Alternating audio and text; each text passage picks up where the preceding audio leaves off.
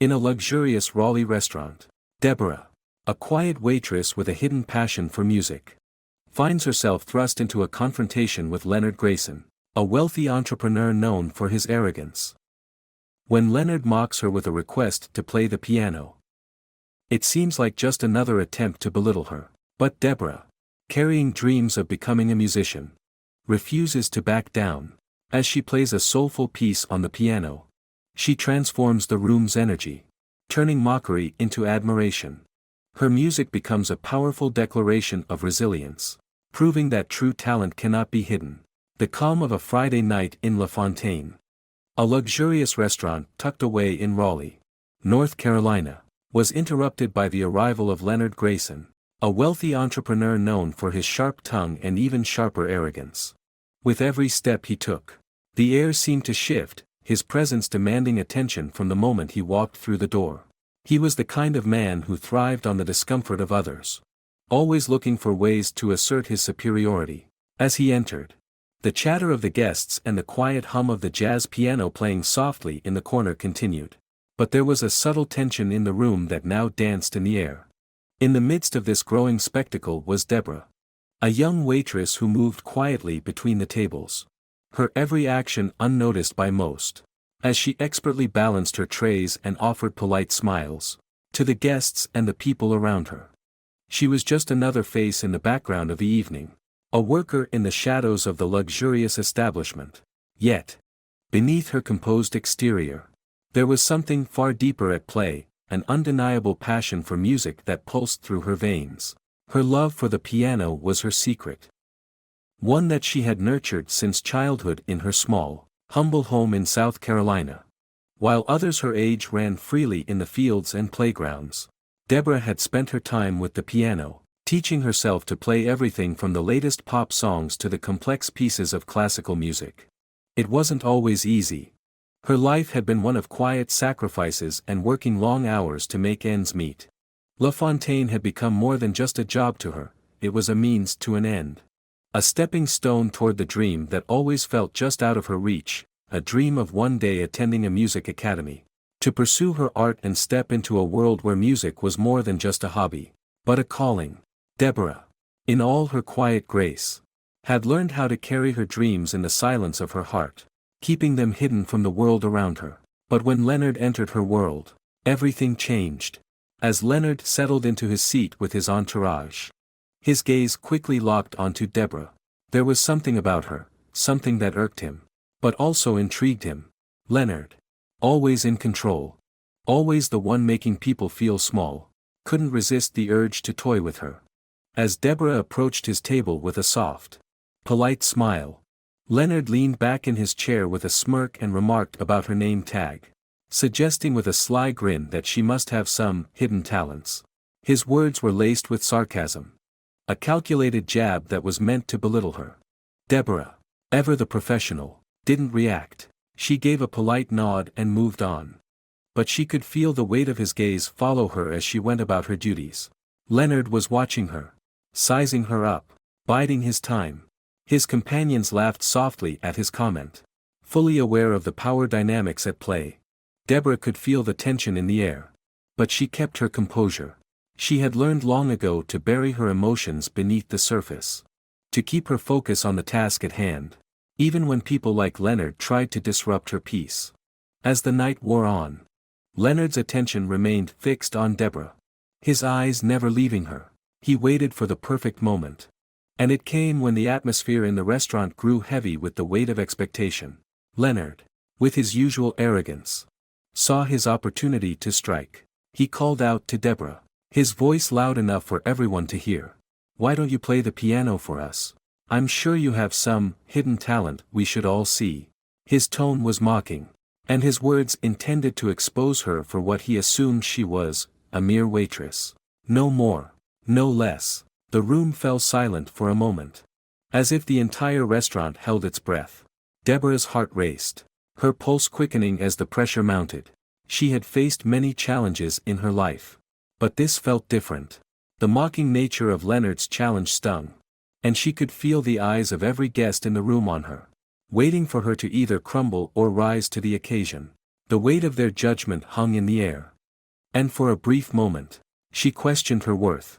But then, as Leonard's cruel words echoed in her mind, another voice, a stronger one, rose from within her, a voice that refused to be silenced. The moment had arrived.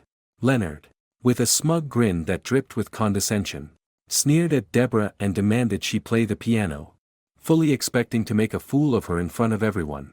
His voice was laced with sarcasm, and his eyes gleamed with cruel amusement as he waited for her to buckle under the weight of his challenge.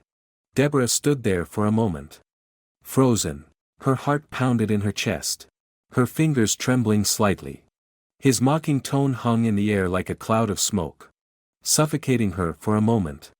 But then, as if a switch had been flipped, her mother's words rang clearly in her mind.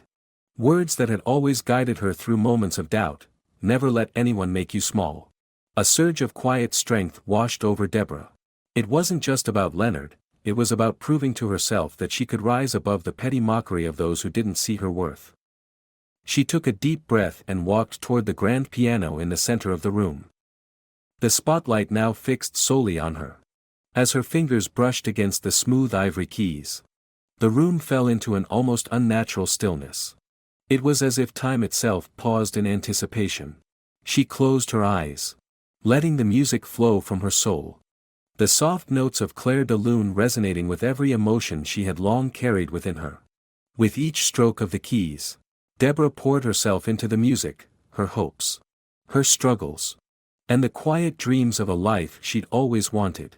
The hauntingly beautiful melody filled the room, and the once condescending atmosphere began to shift.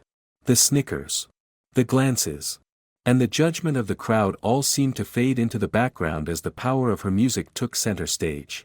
The audience, once eager for her failure, found themselves captivated by the raw emotion and sincerity that Deborah infused into every note. Leonard, who had once thought of her as nothing more than a joke, now sat motionless, his arrogant grin slowly fading into a look of disbelief. Deborah's fingers moved with grace and confidence now, weaving the piano keys into an intricate dance of sound that carried the weight of her past struggles and triumphs. The melody flowed effortlessly, as though the piano itself had become an extension of her heart. It was no longer just a performance, it was her declaration of independence, a reclamation of her dignity. The room, which had once been filled with tension, was now immersed in a quiet reverence. Even Leonard could not deny the power of what was unfolding before him. His earlier bravado seemed childish, his arrogance now replaced with an uncomfortable silence. As the final note rang out, resonating through the walls like a whispered promise, Deborah opened her eyes. The room, once cold and judgmental, erupted into a thunderous applause. Her heart swelled with pride, not because of the approval she had received, but because she had found her voice in a place where it seemed impossible. She had turned Leonard's challenge into her victory, and in doing so, had silenced the judgment of those who had doubted her. The applause reverberated in her ears, but Deborah didn't need their approval to feel complete. In that moment, she knew she had reclaimed not just the respect of the room, but her own self-respect. The music had spoken for her, louder than any words ever could. Leonard, defeated and humbled, tried to recover, clapping slowly, almost reluctantly, but the damage had already been done. The once mighty millionaire was now just another spectator, caught in the aftermath of his own arrogance.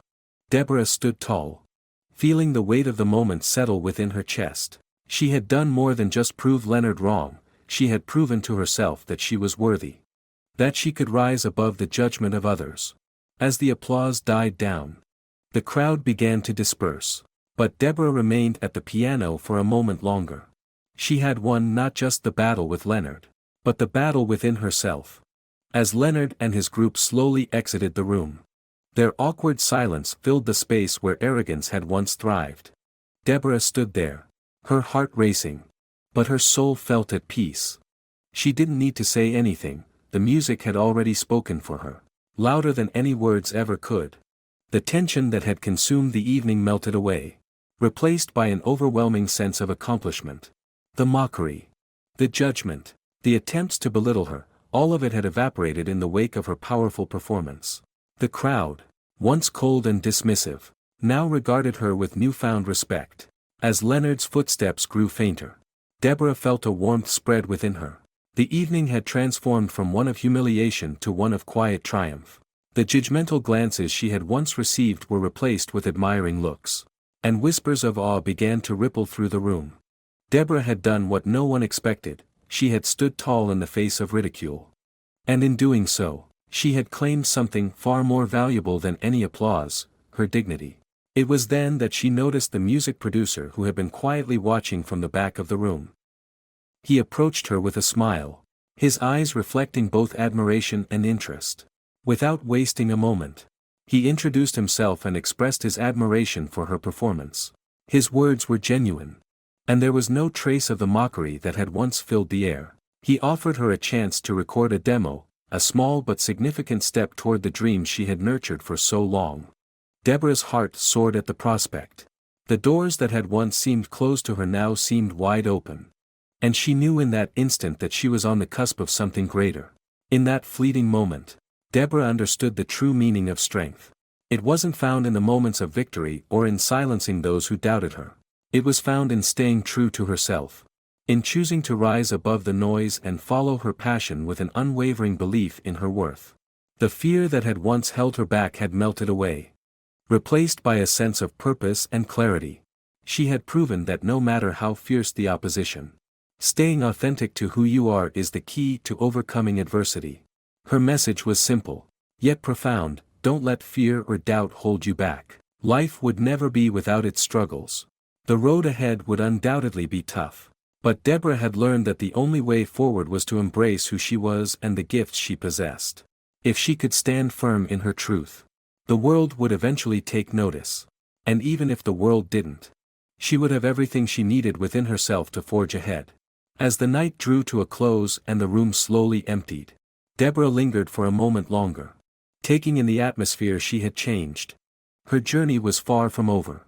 But she had taken the first step. And that step was enough. The applause from earlier still echoed in her ears. But it was no longer the applause that mattered. It was the sense of accomplishment, the knowledge that she had taken control of her own destiny. That made this moment unforgettable. Deborah turned toward the exit, her steps lighter than they had ever been. The weight of doubt had been replaced with the lightness of self-assurance. She had faced the challenge. And she had emerged victorious, not because of the validation from others, but because of the validation she had given herself. And as she walked away, a quiet smile spread across her face. She wasn't just walking out of the room, she was walking into a new chapter of her life, one filled with promise, possibility, and the unshakable belief that she had the power to shape her own future. As the evening draws to a close, Deborah stands tall, her heart still racing from the powerful performance that silenced Leonard's mockery. The applause that follows is a testament to her strength and passion, not just for music, but for herself.